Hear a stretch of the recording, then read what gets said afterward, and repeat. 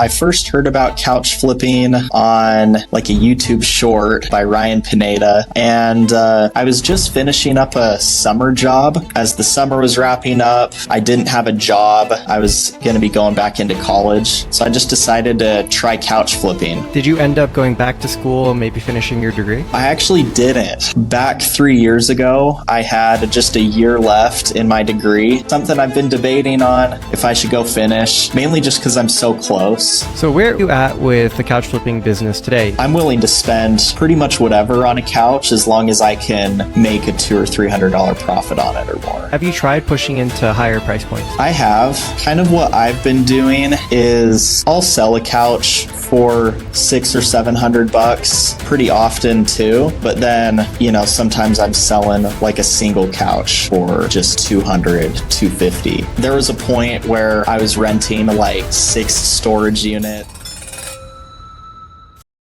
Joining me on today's episode of the CouchPod, I have Spencer Weber of Weber Premium Furniture out in Logan, Utah. He's been a couch flipper for the past 3 years and has recently also started a journey as a content creator documenting his couch flipping journey on YouTube. Spencer, thank you so much for joining us. Yeah, thanks for having me. Glad to be here. So as we were just speaking, you've been couch flipping for 3 years and it's full time for you. So how'd you hear about couch flipping? How'd you get started and how are things going? Yeah, so I remember I first heard about couch flipping on like a YouTube short by Ryan Pineda. I know he kind of started a lot of couch flipping stuff, but I heard about it and I was just finishing up a summer job. As the summer was wrapping up, I didn't have a job. I was going to be going back into college. So I just decided to try couch flipping once my summer job ended. I was kind of newly married at the time, so my wife kind of thought she didn't expect much from it, but I tried it out and pretty quickly it just got traction. Like I was pretty quickly started flipping 1 or 2 couches a day. Amazing. So did you end up going back to school and maybe finishing your degree? I actually didn't. Back 3 years ago, I had just a year left in my degree and I still have a year left. And so it's something I've been debating on if I should go finish, mainly just because I'm so close. But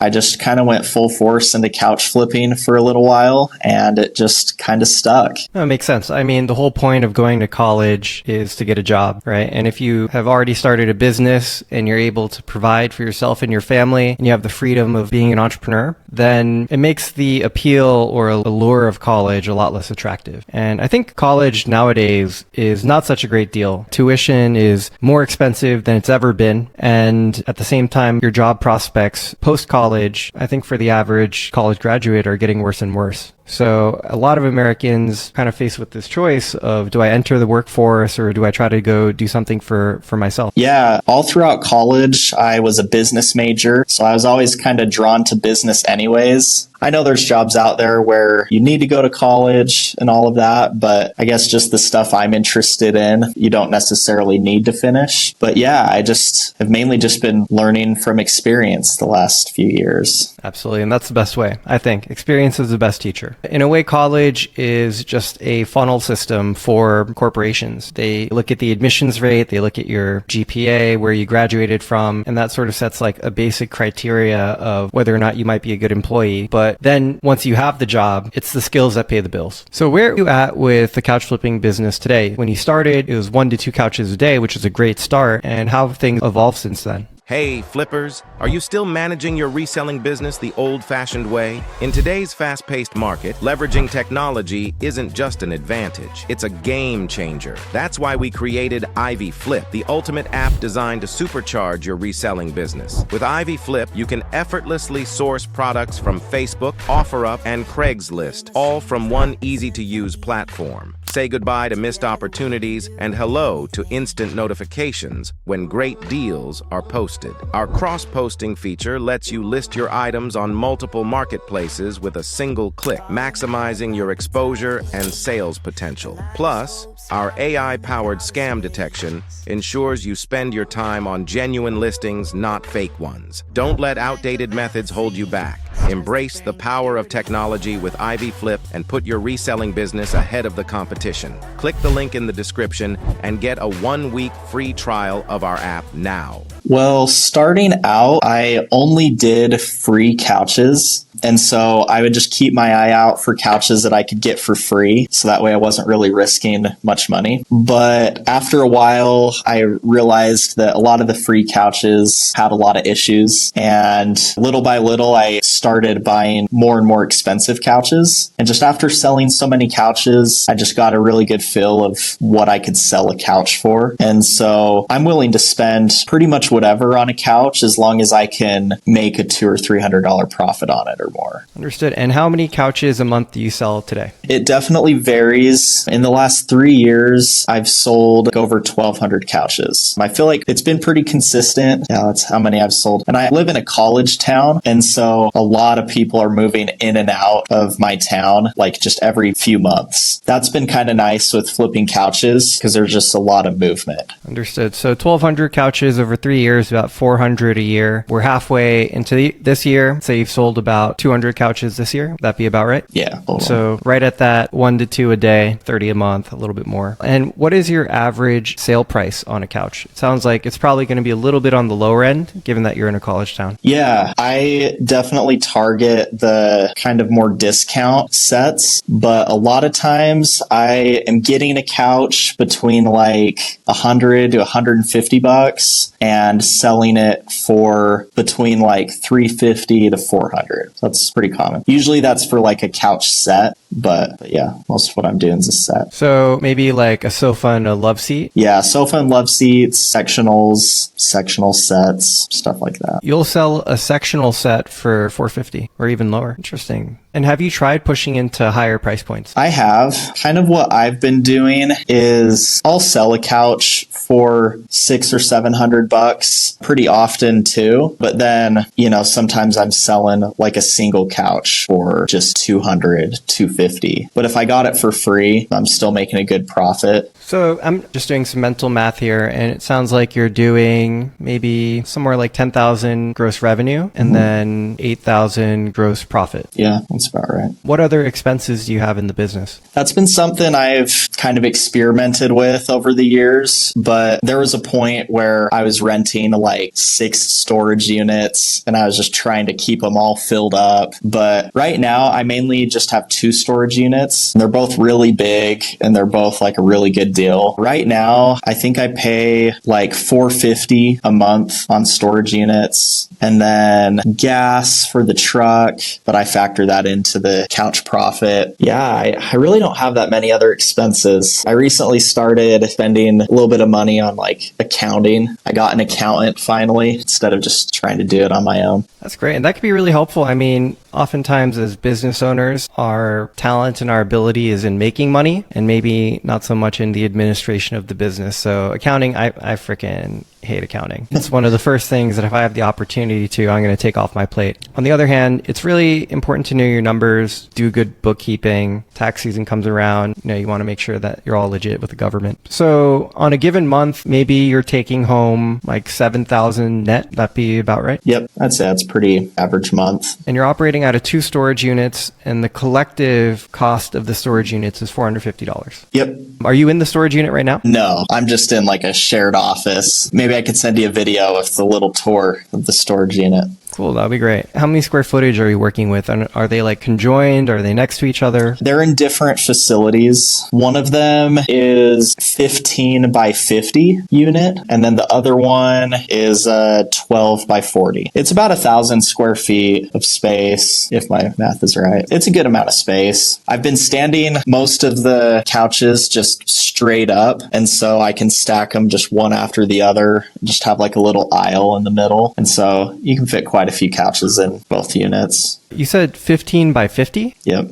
huge unit. Yeah, that's huge. That is huge. And then 12 by 40, that's huge too. So you're getting an incredible price on storage. Yeah, I've kept my eyes out for just like the best deals in town and just kind of got on the wait list for the storage units I was after. but that hasn't always been the case. I've had times where I was paying like over $1,000 a month for less space. Right. Absolutely. Yeah. Well, I'll tell you, like even a 10 by 12 unit in New York City, you could expect to pay $600-700 for, like out in Brooklyn somewhere. You know, your mileage is going to vary depending on your metro area, how densely populated it is, the value of real estate. But it seems like one of the advantages that you have out in Logan is just an abundance of space. Yeah, space is definitely cheaper, which is an advantage. I've heard from other couch flippers, though, that it sounds like other flippers can sell stuff for probably higher than I can. I've struggled with selling stuff above like 600 or 700, even if it's really nice. Just that's kind of the max in my area. Absolutely. Well, you know, I think depending on your market, you need to adapt. You know, the numbers that you've shared and the sort of the narrative about who you're serving, it all makes sense, right? It's a college town. People are in and out. These are essentially kids, right? And for 20-year-olds, they're going to trash it. They're going to throw parties. They don't care if furniture looks super nice. They're going to be probably out in the next 2-3 years anyway. They're not looking to furnish their first home or even a second home, something like that. And so it needs to be cheap, economical, while still having enough quality that sitting on a pile of crap. As long as it's comfy, a lot of people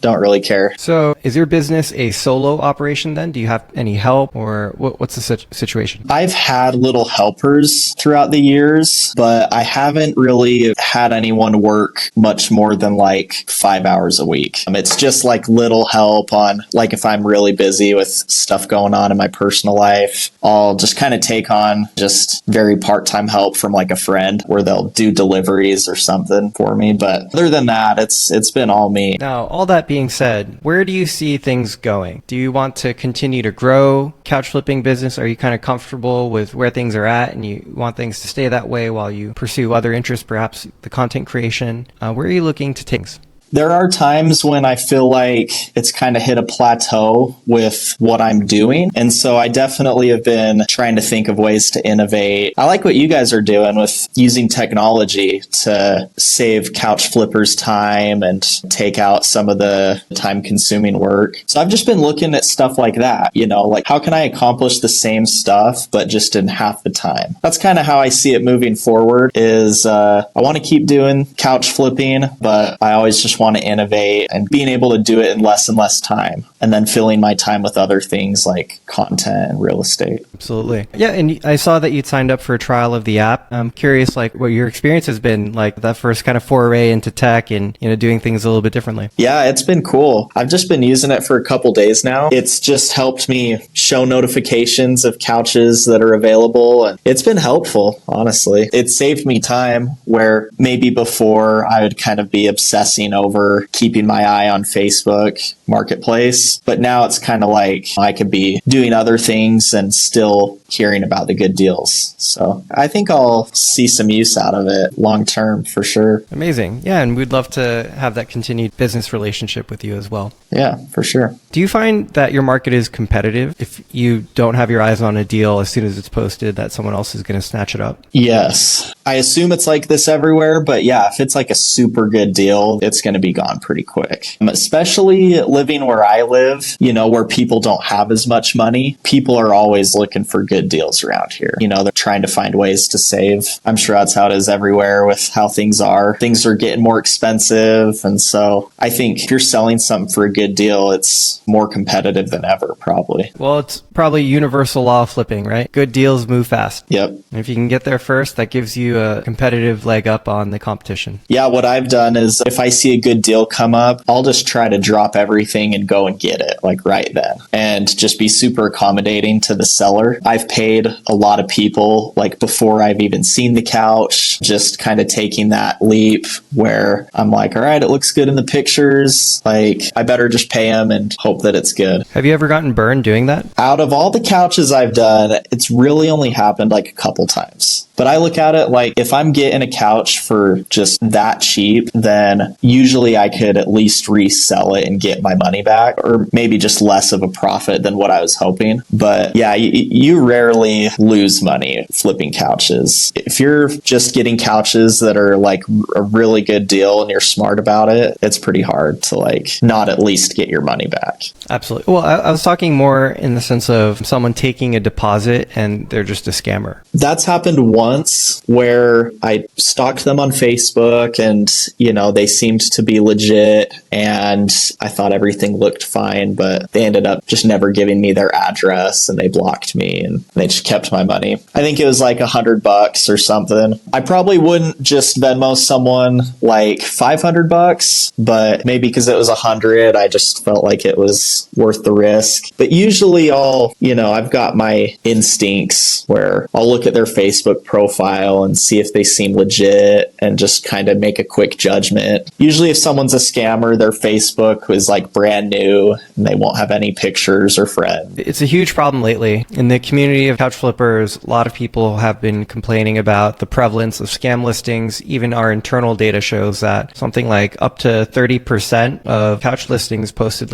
recently are scams. These people are basically hunting for deposits. It makes it harder on the sourcing side because you have to kind of filter through who's a scammer, who's not, but it also weakens consumer confidence because as a couch flipper who's buying couches all day, every day, you sort of develop this intuition for what is a scam, what is not. But for, your broke college student looking for a deal, doughy-eyed, seeing this like IKEA sectional for $75, they might just jump on it and, throw caution to the wind. That has been something I've worried about a little, about the increase in scammers, where I just worry that maybe people are going to quit using Facebook Marketplace because they get tired of seeing all the scams. Maybe less and less people are going to be viewing this as a good source. Yeah, that's something I've worried about a little bit. It's true. And if it's unchanged over a long period of time, then that will happen. I had a OG couch flipper on the podcast the other day, Michael Griffing, shout out Griff. And he's been flipping couches for 10 years, starting all the way back to his time on a military base in Hawaii. And, now he has a huge furniture store. They sell 2.5, 3 couches a day. And back in the day, it used to be Craigslist and people are buying and selling things on Craigslist, but Craigslist didn't evolve with the times, and Facebook was able to come in and take that market share away from them. And something similar may happen to Facebook Marketplace if they don't do a good job of making sure that the user experience is good, that listings are quality and people are able to transact and get the things that they're looking for as opposed to getting scammed out of their hard-earned money. But the demand for good deals, demand for couches is never going to die, right? People need couches. Even if there's an AI revolution or what have you, people are going to need couches. So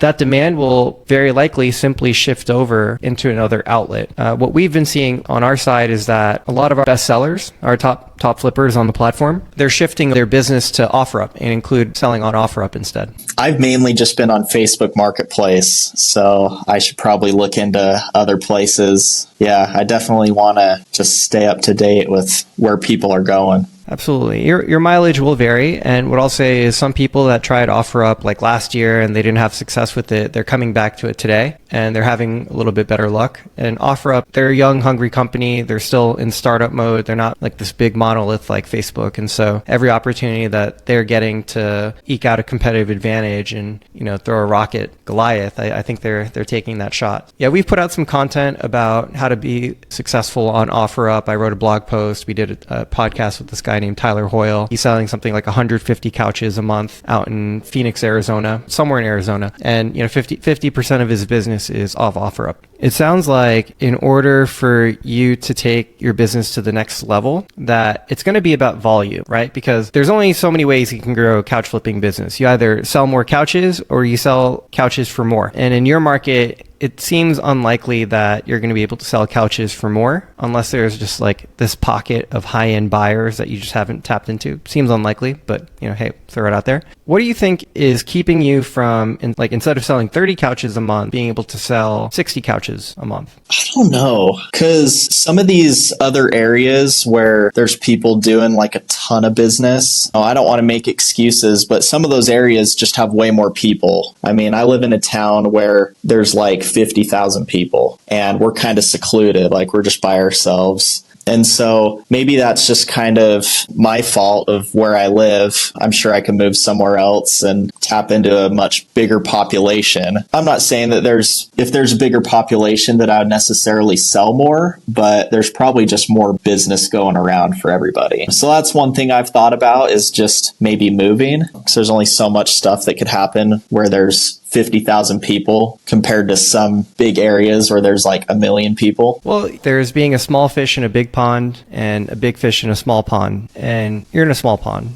But you either are the big fish or you could be the big fish, right? And that's the exciting thing. If the population of Logan is 50,000, but you're the only person out there really that's running a couch flipping business, aka you don't have competitors, that there's still some more meat on the bone for you. I think that's the good news. If I had to guess, and tell me if I'm wrong, the thing that is probably constraining your ability to sell 60 couches a month is there aren't 60 couches you can buy. Yeah, I definitely have to travel a lot further, and it gets to the point where I'm not willing to go that far, or the profit doesn't make sense. It feels like it comes to a point where either there's not enough couches, or part of me has wondered if I hired somebody that like worked for me every day, if that would help us to do more volume. Some days it gets to a point where like I spent my whole day finding 1 or 2 more couches, listing them, selling the other 2. I feel like I spend a lot of my time just doing what I'm doing. Like even if there was more opportunity, like I would have to get smarter about it, figure out how to do things differently to handle more. Right. There's only so much time in the day. And if you're working in your business, can't work on your business, as trite as that sounds. So if you're tied up all day long, picking up, delivering couches, cleaning them, taking photos, etc., where do you find the time to work on the things that are going to get you ahead and take your business to that next level? It's a very difficult place to be for any entrepreneur. It's the activities that keep you going, and then the activities that push you forward, and trying to carve out the time for the latter. The latter is really important, but if you're super tired after working 10 hours a day, it kind of falls to the side, because the activities that you're doing today are what's keeping the lights on, paying the bills. The advice I give to couch flipper, at this point I've talked to hundreds and hundreds of couch flippers. It's a familiar story where you've gotten to in your couch flipping business.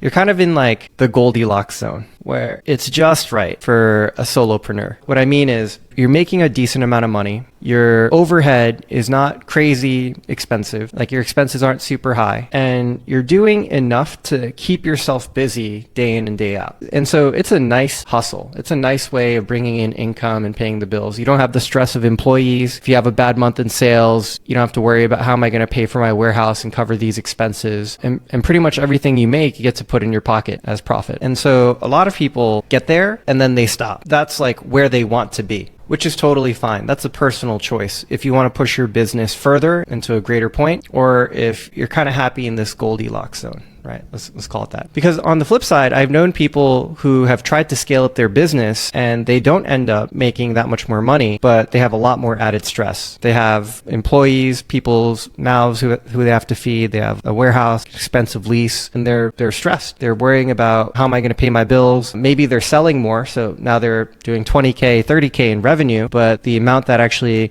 comes home into their pocket looks about the same. And so that can be a rough place to be as a business owner. There are advantages in that you can step away from the business, presumably, go take a vacation, the business is still running, but it's not all sunshine and rainbows either. The advice I give to people in this situation is that you have to figure out what the highest leverage use of your time is. So the most important activities in a couch flipping business are simply finding quality inventory to buy and being able to sell that inventory. Sourcing and selling, really simple. If you can consistently source good inventory and you can consistently sell that inventory, you can grow your business. And growth is merely a function of these two factors, sourcing and selling. Everything else can be outsourced. All the pickups, all the deliveries, all the cleaning, all of the internal machinery of the couch flipping business can be outsourced. It's merely the inputs and the outputs that must be controlled. And I think this is the responsibility of the business owner. These are among the first activities that you can start to outsource, right? Outsource some of your pickups, outsource some of your deliveries. Yes, it's going to cut into your margin a little bit, but try to keep that expense as low as possible for as long as possible. Try to maintain your profitability. These are the levers that you have at your disposal. Because if you think about like the CEO of a company, I'm the CEO of a company, small company, but company nonetheless. At the scale that we're at, we're a 5-person team. I still do a lot of work. I'm not here ordering people around and I just sit in my house and I just think all day, what are we going to do in strategy? Maybe for a 50-person or 100-person company, it would get to that point. Probably would. But a good chunk of my time is spent on strategy. It's spent on management. Let's take the CEO of a big company. They're not actually doing any of the work that is really moving the business forward in a mechanical sense. Like they're not at the cash register. They're not at the loading dock accepting shipments. They're providing oversight and strategy, but they're not actually doing the work. And so as a solopreneur, someone that is like you own and operate the business, this is the delineation you have to start to draw. What is the work that needs to be done? And what are the things that move us forward? And then to start to give more emphasis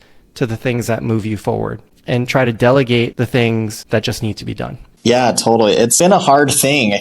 I've been couch flipping for 3 years. The first couple years, I was definitely growing and just learning a ton. But for the last year, I've really felt like I haven't had a ton of innovations. I haven't had a ton of change. And so, yeah, I've just been thinking like I'm in this Goldilocks zone where I have like the least amount of stress possible for the amount of money I make, but I want to do more.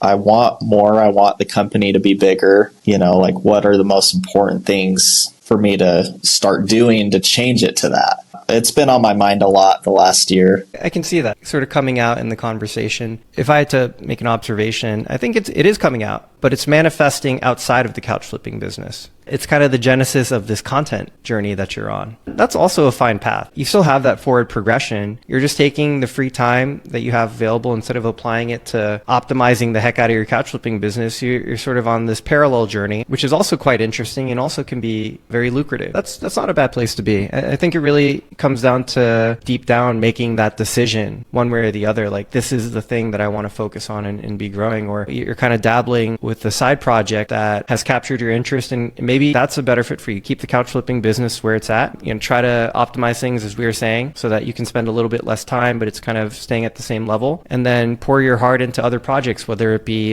house flipping or real estate, content creation, what have you. Yeah.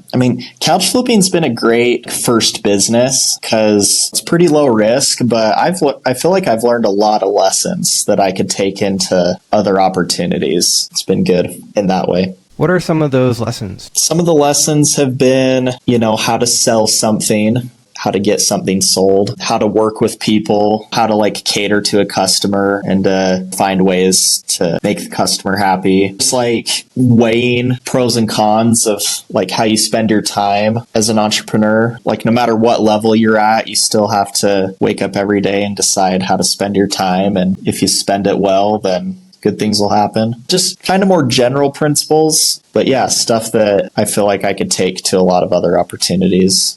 That's cool. Things that might help you if you were to focus on the couch flipping business is the current constraint appears to be supply. And once again, there's only a certain amount of inventory available on Facebook Marketplace. Our technology will help you to a certain extent with that. It'll help you close more deals and spend less time closing those deals. So that definitely is just maybe a level up in terms of your sourcing ability. The funny thing is maybe 20% of the actual amount of used inventory in your area will get listed on Facebook Marketplace because your average consumer doesn't want to deal with Facebook Marketplace. Can I tell you about a way that I found kind of recently that's been working to get new couches in my warehouse? Yeah, absolutely.